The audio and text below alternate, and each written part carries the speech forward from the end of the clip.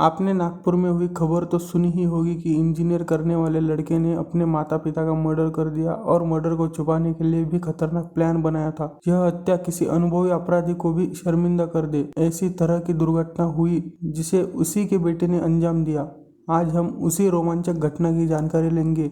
तो आज हम चल रहे हैं नागपुर की ओर। नागपुर शहर में कपिला नगर पुलिस थाने के अंतर्गत आने वाला क्षेत्र है खासाला कैंपस और इस क्षेत्र में डाकोड़े परिवार रहता है। पिता है लीलाधर डाकोड़े, उनकी पत्नी अरुणा डाकोड़े, उनका बेटा उत्कर्ष डाकोड़े और उनकी बेटी जिसका नाम सेजल डाकोड़े है। यह खुशहाल और समृद्ध परिवार है। उत्कर्ष के पिता लीलाधर थर्मल प्लांट में तकनीशियन के रूप में काम करते थे, जबकि उनकी पत्नी अरुणा विनोबा भावे नगर में एक प्राइवेट स्कूल में शिक्षिका थी। बेटा उत्कर्ष इंजीनियरिंग की पढ़ाई कर रहा था और बहन उच्च शिक्षा ले रही थी। दोनों अलग अलग कॉलेज में पढ़ाई करते थे। सब कुछ आनंद में लग रहा था। यह एक मध्यम वर्गीय परिवार है। अब इस घर में बेटे और बेटी के बीच हमेशा तुलना होती रही है। बेटी पढ़ाई में होशियार थी, हर काम में आगे रहती थी और बेटा पढ़ाई में थोड़ा पीछे था। इसी कारण से उसे हमेशा तुलना का सामना करना पड़ता था और माता पिता की बातें उसे चुभने लगी थी। उत्कर्ष पिछले 5-6 वर्षों से इंजीनियरिंग की पढ़ाई कर रहा था, लेकिन उसे असफलता ही मिलती रही, जिससे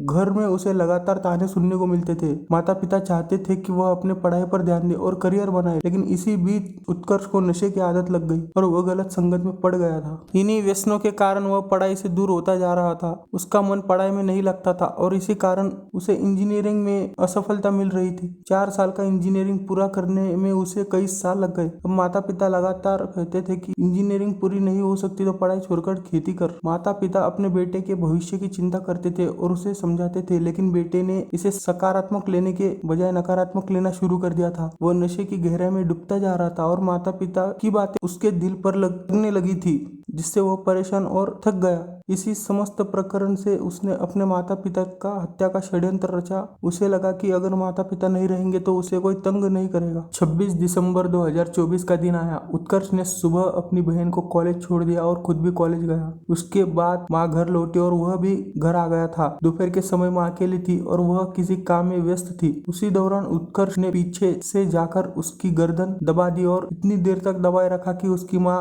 की मौत हो गई। इसके बाद वह पिता का इंतजार करने लगा, क्योंकि उन्हें भी खत्म करना था। शाम के करीब 5 बजे पिता घर आए और उसने उन पर धारदार हथियार से हमला कर उन्हें भी मार डाला। अब दोनों के मृत शरीर घर में पड़े थे। इसके बाद उसने मोबाइल फोन इत्यादि लिए और घर को बाहर से बंद किया और पिता की गाड़ी लेकर बहन के कॉलेज गया। वहां उसने बहन से कहा कि माता पिता बेंगलोर ध्यान साधना के लिए गए हैं और 5 दिन बाद लौटेंगे। बहन ने भाई पर भरोसा किया और उसके साथ चाचा के घर रहने चली गई। 5 दिन बाद 1 जनवरी 2025 को बुधवार सुबह लीलाधर डाकोड़े के घर से पड़ोसियों को दुर्गंध आने लगी। घर बंद था, लेकिन अंदर से तेज बदबू आ रही थी। उन्होंने तुरंत उत्कर्ष या उनके रिश्तेदारों को जानकारी दी और कपिला नगर पुलिस थाने को भी सूचित किया। वहाँ सब लोग इकट्ठा हुए।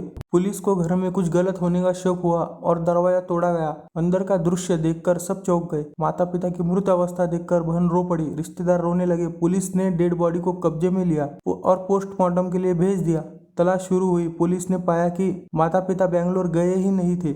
बेटे पर शक हुआ और उसे 1 जनवरी 2025 के दोपहर हिरासत में लिया गया। पूछताछ में उसने सब कुछ कबूल लिया कि उसने अपने माता पिता की हत्या की थी। इस घटना ने रिश्तेदारों को भी डरा कर रख दिया था। पुलिस ने कुछ ही घंटों में अपराध का खुलासा किया और अब बेटे पर केस दर्ज किया गया है।